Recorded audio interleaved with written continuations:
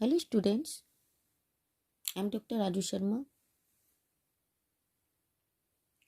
Last time हमने भारत में नगरीय अधिवासों के प्रकार और नगरों की उत्पत्ति के विभिन्न कारणों का अध्ययन किया था।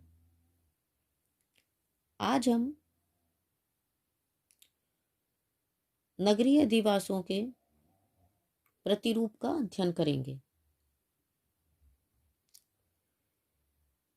विन्यास के आधार पर यानी कि लेआउट के आधार पर नगरीय अधिवासों के 5 प्रकार होते हैं, जैसे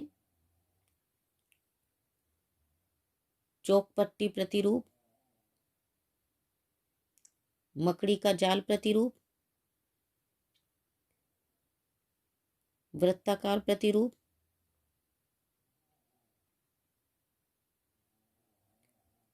आर्य प्रतिरूप या रेडियल प्रतिरूप और मिश्रित प्रतिरूप। तो पहला है चौकपट्टी प्रतिरूप। इसमें सड़कें सीधी,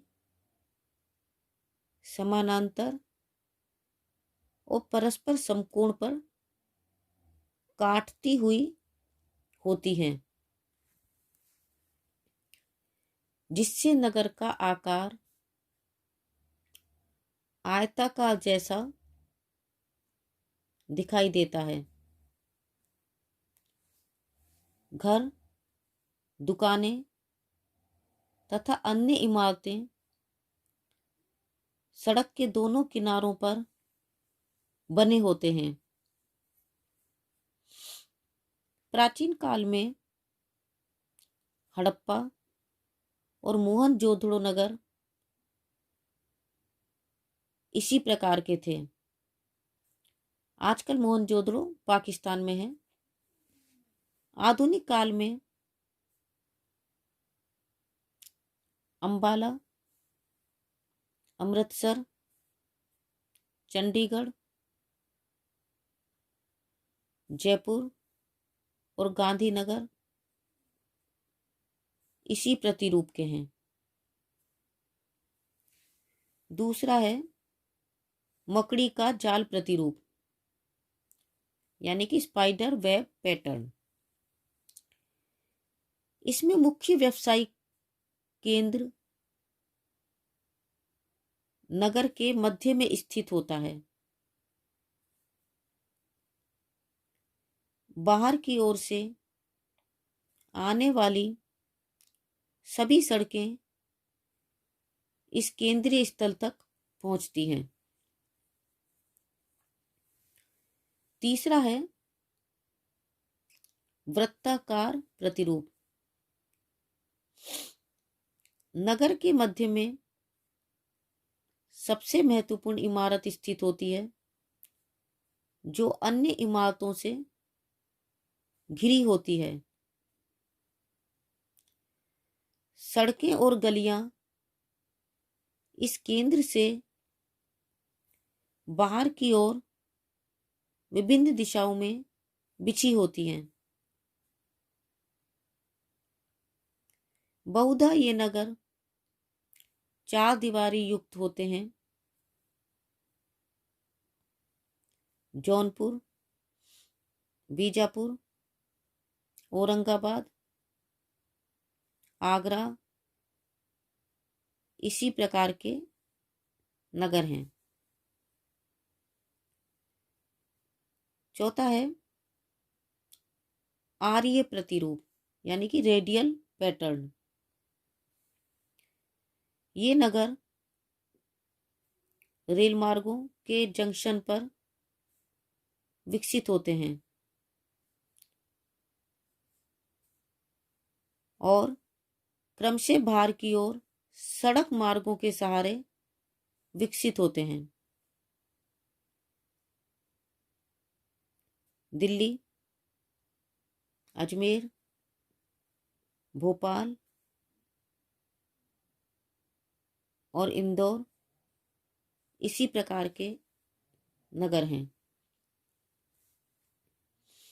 5वां है मिश्रित प्रतिरूप यानी कि मिक्स्ड पैटर्न। कभी कभी नगरों का विकास भिन्न भिन्न भागों में भिन्न प्रकार से होता है, इसलिए इनमें कई प्रतिरूपों का मिश्रण हो जाता है। भारत के अधिकांश नगर अनियोजित होने के कारण मिश्रित आकार के हैं। भारत में नगरों के विकास को 5 कालों में बांटा जा सकता है, जैसे हड़प्पा युग, वैदिक काल, बौद्ध काल से मध्यकाल के आरंभ तक का काल, मध्यकाल और आधुनिक काल। ईसा से 3000 वर्ष पूर्व सिंधु घाटी सभ्यता कालीन भग्नावशेषों से मोहनजोदड़ो और हड़प्पा नगरों की रचना और विन्यास का ज्ञान प्राप्त होता है। अथर्ववेद में वैदिक कालीन और महाभारत कालीन नगरों का यत्र तत्र विवरण मिलता है। सतलज यमुना के मध्यस्थ वैदिक कालीन नगरों में कुरुक्षेत्र, पहोवा, थानेश्वर, कैथल, पुंडरी, राजौंद, करनाल, पानीपत, जींद, सोनीपत, तिलपत और पलवल मुख्य हैं। कैथल और कुरुक्षेत्र महाभारत कालीन नगर हैं।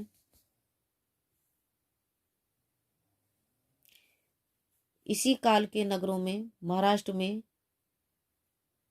कटोल, रामटेक, मानसर, मणिक, लकुंड, भीवपुर, डोंगरताल, भद्रपतन, नांदीवर्धन आदि थे।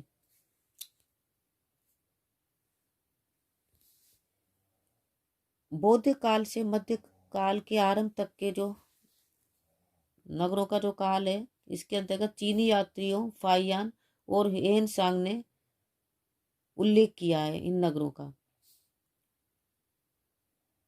बौद्ध काल और उसके पश्चात चंद्रगुप्त, समुद्रगुप्त, विक्रमादित्य, अशोक कनिष्क और हर्षवर्धन के राज्यकाल में नगरों का विशेष विकास हुआ। तक्षशिला और नालंदा विश्वविद्यालय नगर, सांची, भरहुत, राजगिरी, अजंता, कोंडा, त्रिचूर आदि विशाल एवं भव्य नगर स्थापित हुए।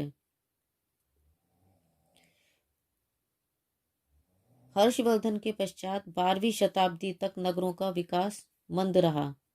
काशी, प्रयाग, पाटलिपुत्र, लखनऊ, गया, दरभंगा, भागलपुर, बर्दवान, ढाका, रायपुर, झांसी, आगरा, मेरठ, दिल्ली, कुरुक्षेत्र, पानीपत, अमृतसर, जयपुर, जोधपुर, अजमेर, बीकानेर, पुष्कर, उदयपुर, चित्तौड़, उज्जैन, इंदौर, अवंतिका, पुणे, नागपुर, कर्नूल, बेलगांव, खंडवा, मैसूर, तिरुचिरापल्ली, तंजौर, मथुरा, नागरकोइल आदि नगर उस काल में सुविकसित थे।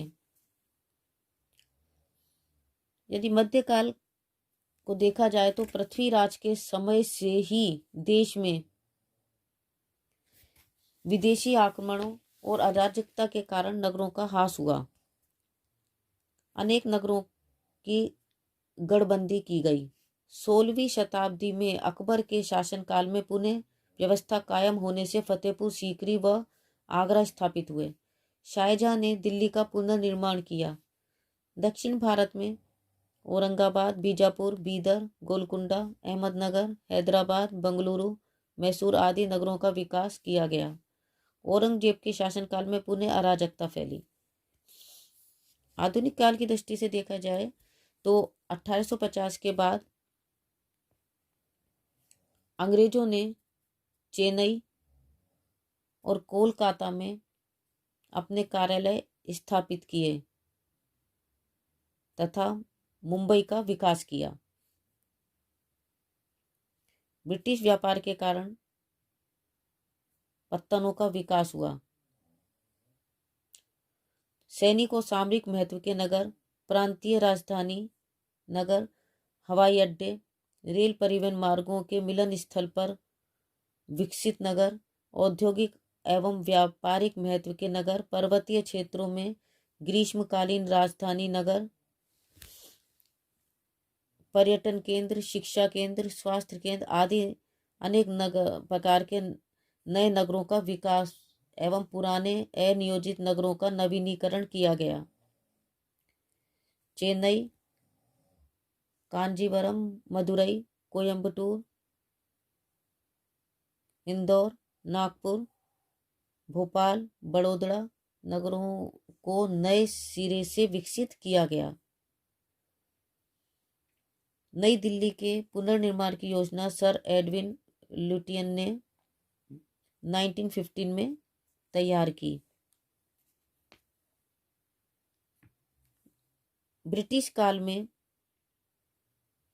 अनेक सैनिक केंद्र, जिसके अंतर्गत मेरठ, महू, नसीराबाद, फिरोजपुर, अंबाला, ग्वालियर, पुणे, सागर, जबलपुर, बंगलुरु, लैंसडाउन, चक्रोता और देहरादून प्रमुख हैं, विकसित हुए। इसी प्रकार प्रशासनिक केंद्र जैसे हैदराबाद, बड़ौदा, मैसूर, भोपाल, इंदौर, गांधीनगर विकसित हुए। स्वास्थ्य केंद्र के अंतर्गत शिमला, मसूरी, नैनीताल, कसौली, शिलोंग, डलहौजी, दार्जिलिंग, गुलमर्ग, रांची, पंचमढ़ी, ऊटकमंड, महाबलेश्वर, धर्मशाला आदि विकसित हुए। औद्योगिक नगरों के अंतर्गत प्रमुख रूप से जमशेदपुर, कानपुर, बंगलुरु, बर्नपुर, कुल्टी, भद्रावती आदि विकसित हुए। शिक्षा केंद्र के अंतर्गत रुड़की, सागर, अलीगढ़, शांति निकेतन, वाराणसी, इलाहाबाद आदि विकसित हुए। रेल मार्ग के जंक्शन के अंतर्गत इटारसी, अजमेर, नागपुर, पटना, मुगल सराय, हुगली, गोरखपुर आदि विकसित हुए। उपनिवेश केंद्र के अंतर्गत कालीकट, पंजिम, पुदुचेरी आदि विकसित हुए। तो बच्चों, आज हमने विभिन्न नगरीय प्रतिरूपों और भारत में नगरों का विकास किन किन युगों में हुआ और कौन कौन से नगर विकसित हुए, इसका अध्ययन किया। आज के लिए बस इतना ही। Thank you.